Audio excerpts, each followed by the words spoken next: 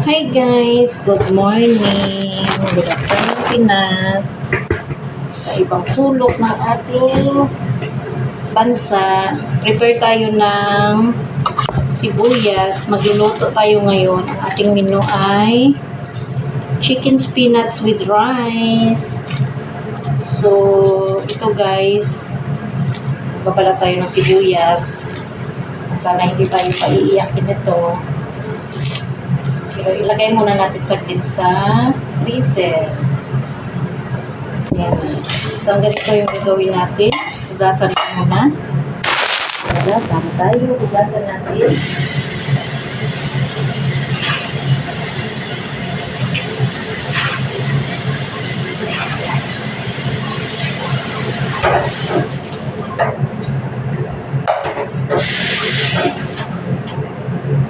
At ilagay muna natin ito sa freezer.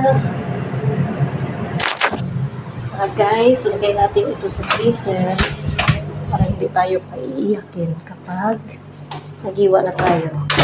Sorry at madilim ang aming isang kusina. Mag-ilaw tayo. Yan, ilagay natin sa freezer. Yan. Tayo natin dito kasi walang tao. Sayang naman yung ilaw. Conserve energy. Tapos ito na yung chicken niya. Ayan, naka-fry na yan siya. Butter, tapos chicken. Tapos pag nahiwa natin sibuyas, dyan natin ilalagay. At ngayon, syempre, tayo ay Pinoy. Ayan, may white rice tayo. At meron tayong adobong manok. Ayan ang ating adobong manok. Mag-adobo tayong manok kasi fasting sila ngayon. Tomorrow is Eid Karuf. Ano ba yung tawag sa Arabic ng tawag nila dyan? Eid Al-Hajj. Al-Hajj. Ano yun? Basta yun. Yun. Tapos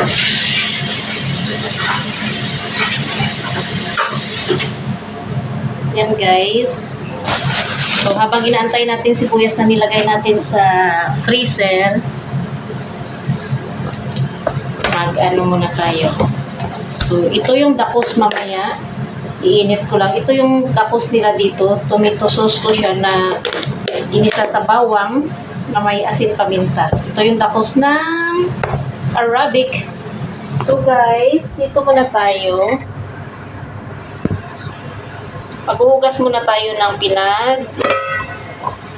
gamitan natin. Excuse me, sorry po. Para hindi tayo tambakan ng hugasan. Pero minsan, hindi talaga maiwasan. Tatambakan talaga tayo ng ating hugasan. Ay, hindi ko pa pala pwede hugasan ang ating chopping board kasi hiwain pa natin sibuyas na nilagay natin sa freezer. Yan. Tapos, mag-ready pala ako ng meron tayo ditong kiri. Ayan. Ay, pero hindi ito kiri almaray kasi wala kaming kiri. Pero same ibang brand lang. So, need natin ng kiri. Wait lang. I'm back guys. So, need natin para sa ating chicken spinach. Need natin ng 1 kilo chicken. 6 pieces ito. So, ito ay 6 pieces.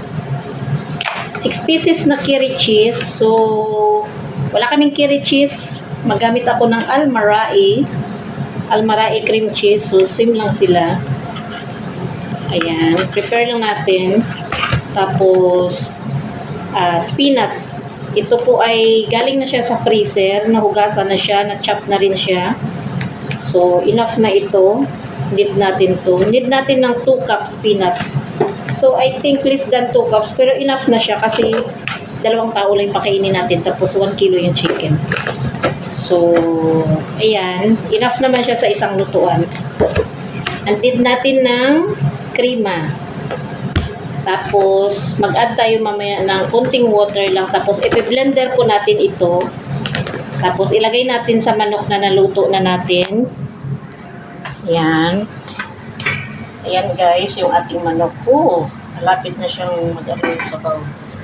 Tapos, double check sa ating adobo. Ayan. Halo-halo muna natin sa ating adobo. Haluin natin, guys. Dito ako nagluto, guys, kasi pag sa kaldero, madaling hindi siya mahalo ng maayos. At least pag sa kawali, takpan na natin. Mahalo natin ng maayos. Ito naman yung adobo, lutong Pinoy. Pinoy based recipe is adobo. Pero hindi ako naglagay ng patatas at itlog. As in, chicken lang talaga siya. Ayan. Ginisa ko sa sibuyas, bawang, luya. May paminta na siya. Hindi pa ako nag-aasin. May laurel. Ayan. Lagay na rin tayo ng asin. Para maglasa na yung asin natin.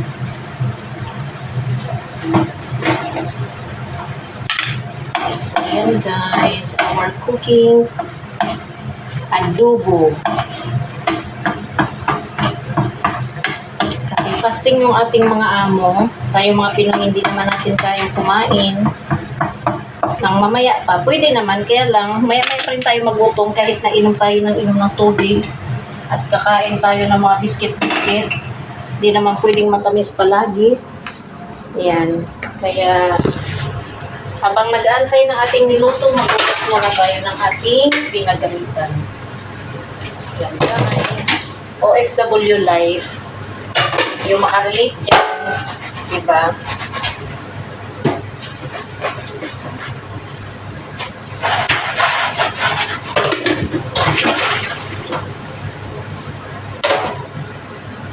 So, habang nag-aantay tayo ng niluto natin, iswasan natin ang ating pinagamitan.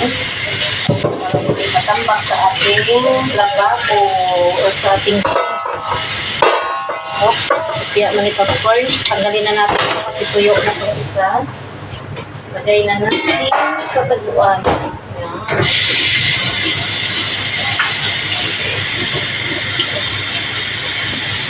Kamusta naman kayo, guys? Kamusta naman buhay nyo? So kami fasting ng mga amo. Kanina naglinis din ako ng aking kusina kasi siyempre nakakahiya naman, may mga bisita bukas, yung mga anak-anak, kasama yung mga kasama din nila sa bahay. Kailangan malinis ang ating kusina. Pero palagi naman ako naglilinis ng aking kusina. Kasi ayaw ko nang madumi palagi.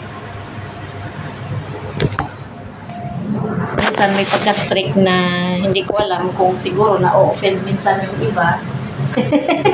Siyempre, kailangan naman natin na maging malinis, di ba, kapag tayo, nagtatrabaho tayo. So, hindi lang yung nag-a-after tayo sa ating sasahurin. Kailangan may din tayo. Yan, kunti na lang, pawala na yung chicken, ng tubig, kasi ginisa ko siya sa butter lang muna. Tapos, double check natin yung ating adobo. Yan ang ating adobo. Kasi gusto ko yung adobong nagmamantika. Kaya yan ang ginawa ko. Tapos ngayon, kuhanin na natin ang ating sibuyas na nilagay sa freezer. Yan. Ito siya. Yan na. Ang ating sibuyas. Siya na, guys. Yan ang ating sibuyas na nilagay sa freezer. Ihiwain na siya natin ng pahaba. Ang procedure po ng paggawa nito, hindi ako nakagamit ng gloves ngayon. Kasi pag minsan nagamit ako, pero kailangan ko magamit. Kasi kung nakita nung amo ko, hindi ako gumagamit ng gloves. Sabihin, ang daming gloves, hindi ko ginagamit. Gusto kong matuto yung ganung hiwa. Ganyan. Mabilis din pala. Iwa natin ng pataba ang ating sibuyas. So, alam nyo minsan natatakot ako mag-iwa ng ganito kasi baka masama yung ating kuko. So better minsan mag-isuot tayo ng gloves. Pero kasi pag gano'n naman Kaya hindi naman madadali ang ating kuko at malalaman naman natin kung madali siya ng kutsilyo. Kasi pag naghiwa ng ganito, syempre tumatalsik yung amoy ng sibuyas, yan yung nakakahiya. So, yun ang ginagawa ko po. Pero alam ko, ewan ko lang ha. Comment po kayo kung bawal yung ginagawa. Pero saglit lang naman. Syempre, baka sabihin na ano ba yung wait lang. Naglagay ako ng yung ating adobo kasi naririnig ko. Sumisirit-sirit na siya. Ang ibang mga chief cook, ganito talaga maghiwa. Pero natatakot ako pag ganyan. Pero maganda na siya. Kailangan natin ng manipis na long na onion. Yan guys. Ganito din ba kayo maghiwa ng sibuyas? Kailangan kasi may daliri isa dyan. Pero ganyan po yung talagang may ingay. Yung ganito kasi, di ba dapat kutsilyo mahaba to, dulo.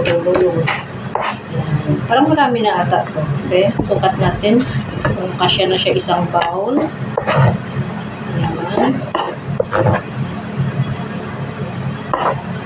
Ayan. Uy, isang na pala siya. Pero nabalatan na natin itong isa. Siguro iubos na natin or I think tama na yan siya. Itago na lang natin.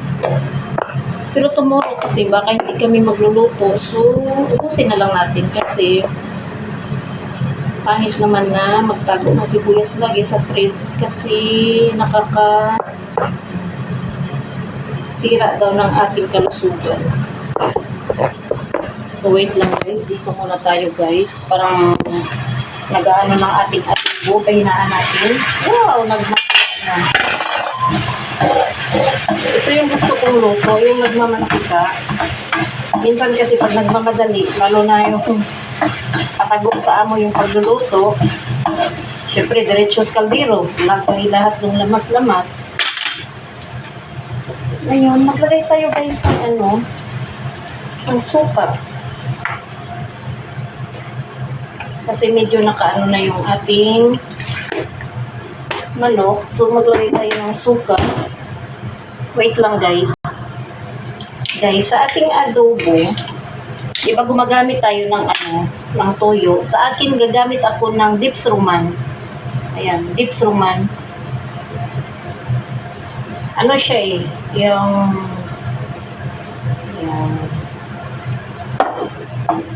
kahit konti lang yung ilagay mo na suka. Ito kasi maasim-asim na tuyo siya na maasim-asim. So, yan. Yan. Yan na yung ating adobo. Oh, sana masarap. Takpan na natin. Takpan na natin ito yung ating adobo para pakuluan natin ulit. At back tayo sa ating hinihiwang sibuyas. Ayan guys. Balik tayo sa ating hinihiwang sibuyas.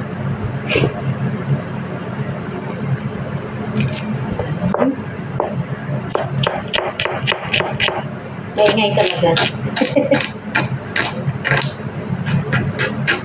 Kung ano kasing nakasanayan mong paghiwa, yun talaga yung malaki. Ganun talaga.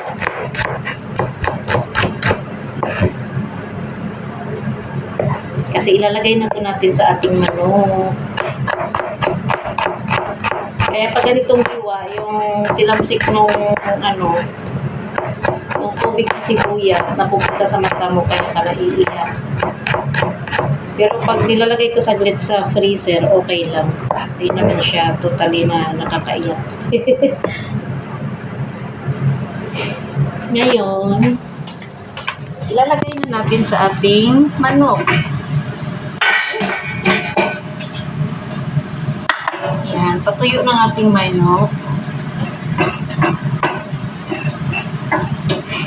Ilalagay na natin ang ating hiniwang sibuyas sa ating manok. Yan.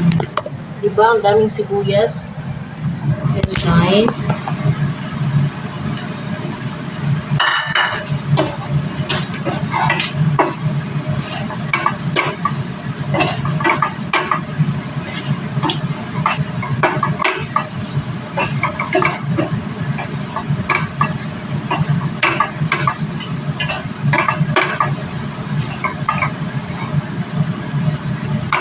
Halo na.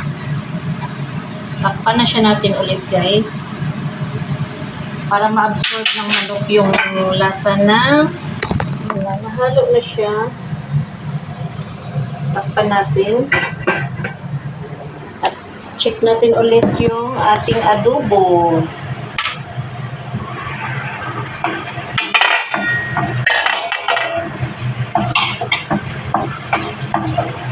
Parang maasim. Parang maasim-asim, guys.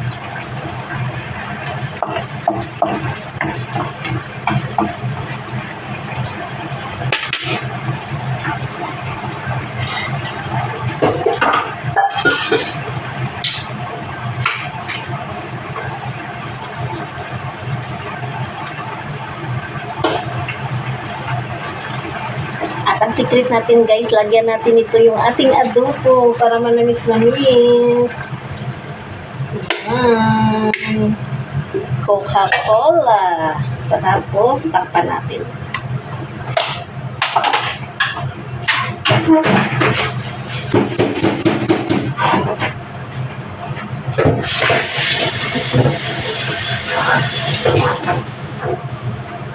Pero, parang pag merong sugar ata, parang bawal ata to sa merong sugar yung.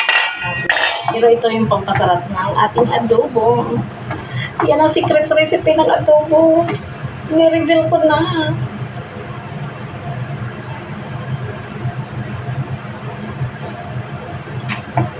Depende po, yung iba naglalagay po ng Sprite. Yan, hindi natin inubos yung isang ano, kasi naglagay ako sa tasa. Naglagay ako dito. So, ibuhos natin ulit dito. At syempre, titikman natin. May tinira tayong konti. Titikman natin yung Coke ngayon. Oy, masarap pala yung Coke. Ha. Nakakamiss din pala to, no? Kapag hindi ka talaga masyado na inom ng mga soft drinks. Bawal po kasi yan sa ating kalusugan, lalo na magkaedad na tayo. So, ayan, guys. So, waiting tayo na matapos ang ating manok. After 10 minutes, ngayon, nilagay natin 2:05. 2:15, maglalagay na tayo ng kanyang spices sa manok. Doon sa ating manok na may krema, yung lagyan natin ito mamaya. Pero sorry, baka hindi ko mapakita to sa inyo kung paano ko anuhin. Kasi blender ko lang to together. Tapos pag na-blender, ibuhos na sa manok. Then, magluto tayo ng kanin. Pagkala tayo ng bigas. Speaking of bigas, muntik na makalimutan. 1 kilo chicken is equivalent to 1 cup of rice. 1 cup of rice tayo. Ito po yung cup ng rice na ginagamit namin. Parang ano ata to siya, yung pineapple. Yung malaking can ng pineapple, yun ang ginagamit. Yan. Tapos, pag naluto na yung ating manok mamaya, ibabad ko na po yung rice. Dito kasi sa kanila, hinuhugasan tulo yung bigas. Tapos, isusok. So, mga 5 o'clock pa tayo mamaya magluto. Sakto lang yan. Mamaya na tayo maghugas nito before natin iwanan ang kusina. Kasi 5 o'clock natin yan ilutuin ulit at ilagay. Kasi kakain sila ng Maghrib. Like 6:37 ng hapon or gabi na. Maghrib na nga, gabi na nga. Gasa natin ito.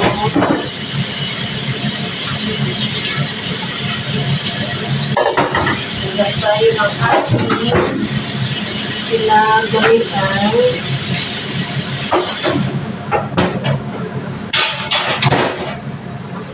Luto na yung ating white rice. Excited na ako na kain ang ating niluluto.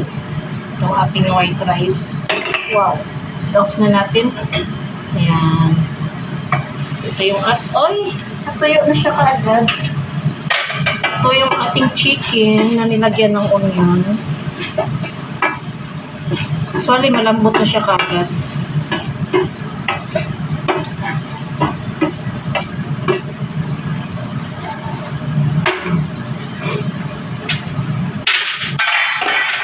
Wow. Ayan.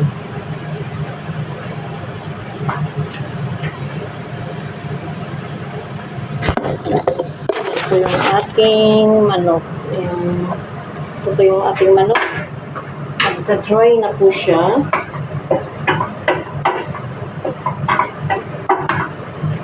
Parang nag-cooking lesson tayo, no? Ayan.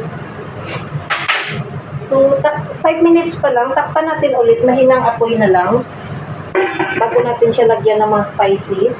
At check natin yung ating adobo. Marami pa siyang sabaw. Kailangan patuyuin natin yung sabaw niya. Tikman natin yung lasa. Manamis-namis. Nag-aagaw yung asim at matamis. Pero kulang pa siya ng salt. Nag-additional tayo ng salt. Ayan po. Ganyan yung dinagdag ko. Tapos, kunti pa. Ayan. Tapos, okay na po yung lasa niyan. Tayo na lang natin hanggang sa maluto na siya. Na maging well done na talaga. Okay na po ito.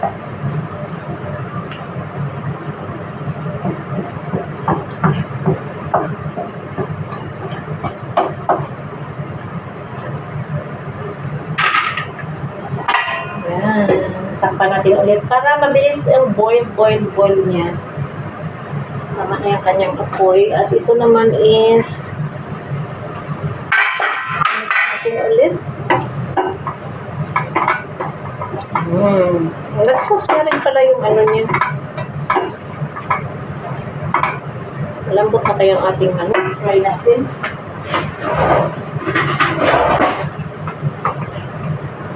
Ay! Kutsara.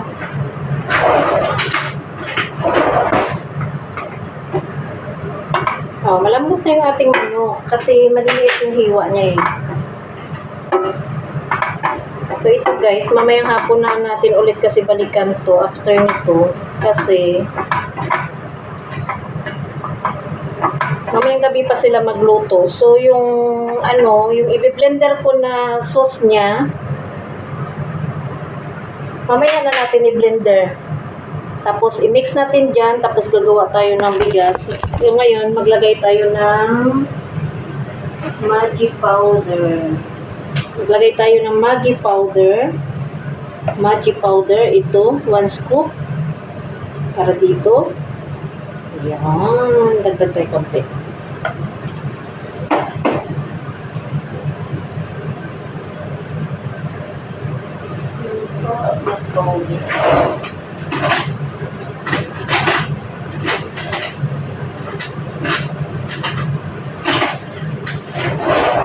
Tapos teaspoon lang po ng Hill powder. Teaspoon lang daw siya. So ito may maliit tayo na spoon, di ba ang cute kahoy. Ayan. Lagay tayo ng isang full scoop. Ayan, isang full scoop Hill powder or cardamom. Ayan. Then black pepper. Malaki kasi yung scoop natin ng black pepper, kaya gagamit tayo ng scoop nito. Ito. Kasi teaspoon lang po yung nakalagay, so i-fold natin. Kasi almost malaki-laki naman ang teaspoon dito, kaya i-fold lang natin to. Ayan, enough na yan siya. Tapos dagdagan natin konti. Yun, dagdagan natin konti ng Hill. Okay na po yan siya. Ayan.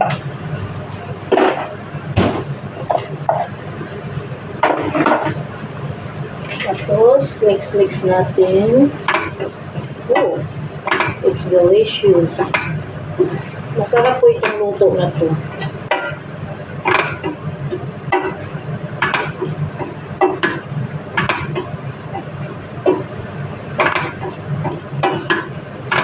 Ito po yung procedure ng pagluto ng ating chicken crema with rice.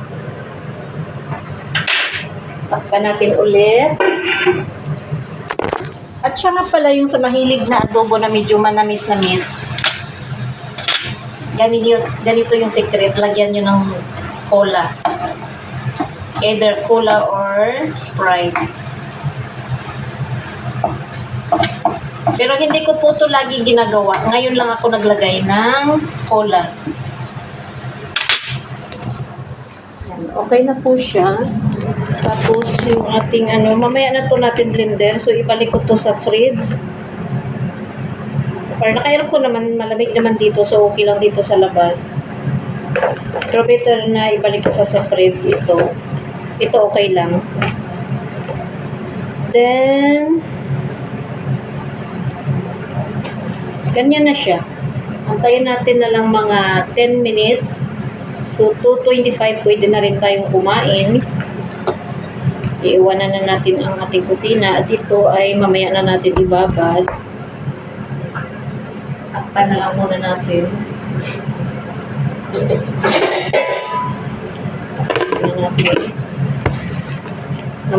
Mamaya na natin ibabad mga 4 o'clock. At least nakababad siya ng 1 hour, lulutuin natin ng 5 o'clock. So, ito ilagay natin ulit. Balik sa fridge. So, habang nag-aantay tayo ng ating adobo, parang hindi pa kakain, magkakape na tayo. Coffee is life. Magkakape muna tayo habang nag-aantay ng ating adobo bago kumain. May kape na rin ako dito sa kusina. Sugar. Pero naglilis na ako ng sugar at kailangan ko na rin tanggalin ang ating kape. Kasi meron tayong acid. Pag nasobrahan. Pero ito puro pa rin ang aking iniinom.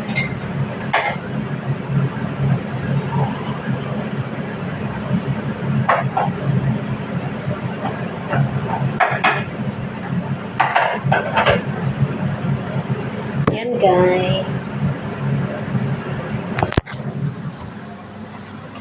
So last minute, gawin na lang natin yung ating check natin ulit ang ating adobo. Wow. Sarap na ng amoy.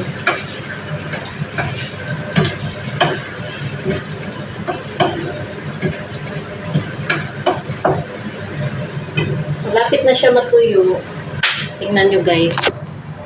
Yan ang ating adobo. Wow!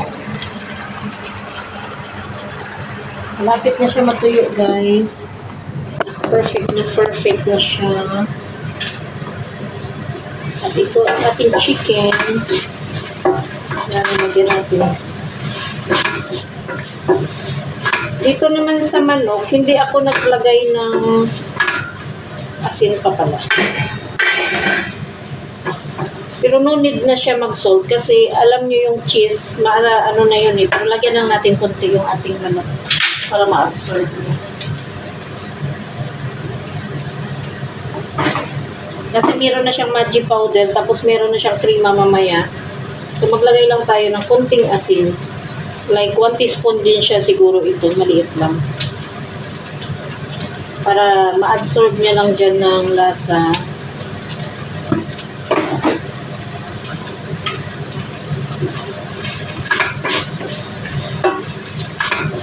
Tapos, dyan na po ito.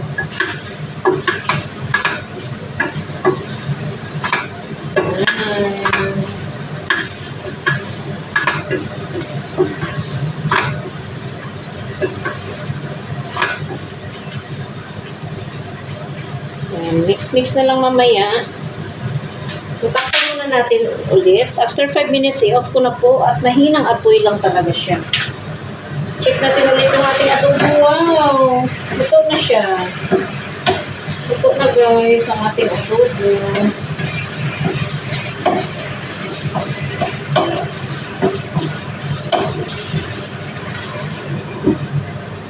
So, pwede na rin pala tayong kumain. Pero wait na lang natin matapos ang ating niluluto na manok para sa kanila. Yung chicken crema with spinach, guys. Ganyan lang siya pagluto. Tapos i-blender lang yung spinach, crema, saka yung cream cheese or kiri ang gagamitin nyo. Tapos kunting tubig lang. Siguro mga ganyan lang karami tubig. Parang pagbuhos mo nito ba, lagyan mo lang siya ng konti para ibuhos, parang ma-washing din sa loob niya. Sayang din naman yung crema. Tapos ilagay sa blender. Pagka blender, ibubuhos po doon sa ating manok. Sa ating chicken mixture. Tapos pag kumulo na po siya, at ready na rin po yung bigas. Ang bigas po ay pinapakuluan para pag medyo half cook na siya, imiskal. Pagka miskal po, yun ay ilalagay natin sa Pyrex. Hindi pa ako nag-ready ng Pyrex. Kung mamaya na lang kasi maaga pa naman. So, parang guys, may nakalimutan pala ako. Pag naluto po yung chicken natin, nalagyan na natin ng blender na itong crema niya. Ilalagay po natin sa Pyrex. Then, ipapatong natin yung rice sa taas at i-oven po natin. Lagyan natin ng rice, tapos lagyan natin ng saffron powder. Ito po yung saffron powder nila. Ito po yung saffron powder. Yan. Usually, ganito po. Yung ginagamit din sa tsaa, sa coffee nila, Arabic coffee. Yan din po. Pero ito powder na to, kaya binubuhos na lang. Ganyan lang. So guys, kahapon nagluto tayo ng giris. Ito na po pala yun. Ito na yung giris natin na niluto kahapon. Panoorin nyo na lang po sa unang upload ko na cooking giris. Ito na po pala yung final na luto niya. Nakalimutan ko po dito sa oven. Hindi naman po siya masisira kasi malamig naman to ang aming kusina kasi hindi pinapatay yung aircon. So, ngayon, ito na yung giris natin kahapon. At yung the rest po, naubos na. Kasi kinain na nila. Ito po yung para sa amin na tinira ko. At nakalimutan ko kagabi.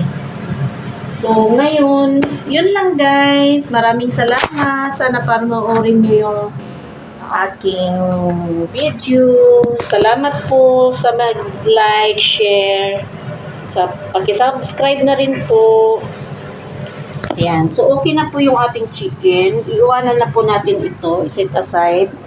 Tapos, yung ating adobo is okay na rin po. Ayan. Tirahan natin ng konting sabaw. As in, dry po siya. Ayan po yung ating adobo. Ayan. Ito yung gusto kong luto. Yung parang nagmamantika siya. Pero alam nyo guys, itong manok ko, tinanggalan ko po ito ng balat. Wala to siyang balat. Para iwas kolesterol na rin. Ayan. So, luto na guys. Isasali na natin at kakain na tayo with coffee. Hoy! Magko-coffee tayo sa tanghali. So, siguro hindi na ako mag-inom ng kape. Mamaya na lang. Kaya lang lalamig na yun siya, pero sige lang.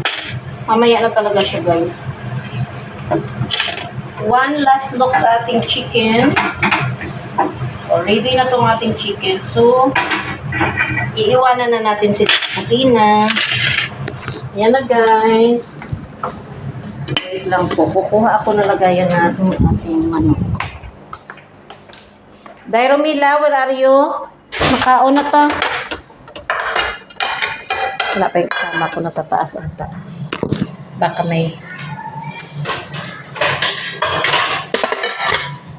may pinaayos si Lola sa kanya. Kasi nagre-ready na po sila para sa Eid bukas. Okay, guys. Lilipat natin dito yung ating manok.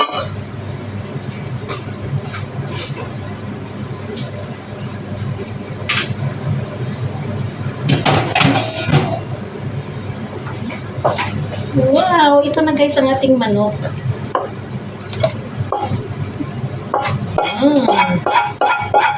Sinadya ko po siya sa kawali kasi alam nyo pag magluto ako sa kaldero na ganitong gusto kong luto, dumidikit po sa kaldero kasi manipis yung puwet ng kaldero pinaglulutuan ko. So, ayan guys. Luto na. So, let's eat.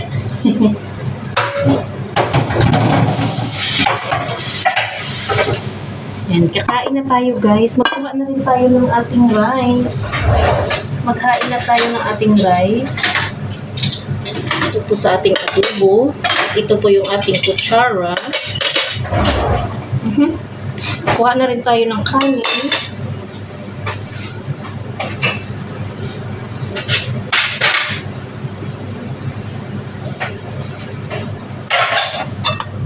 Parang amoy sunog na yung kanin, nasunog na yung puwet ata. Naka-off naman yung ano.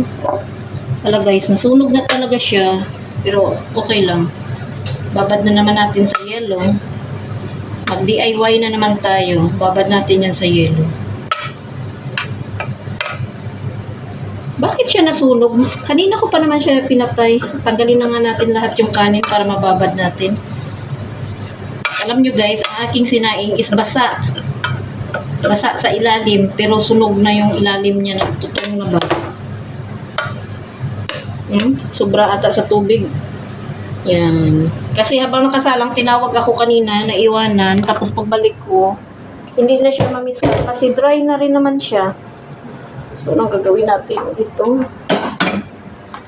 Pakuluan muna natin lagyan natin ng hot water, ibabad.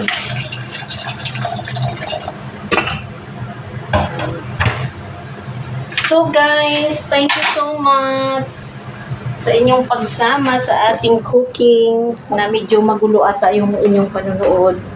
So guys, ito na po yung aming pagkain. May kanin, may manok. So kain na po tayo guys. Bye! See you! God bless everyone!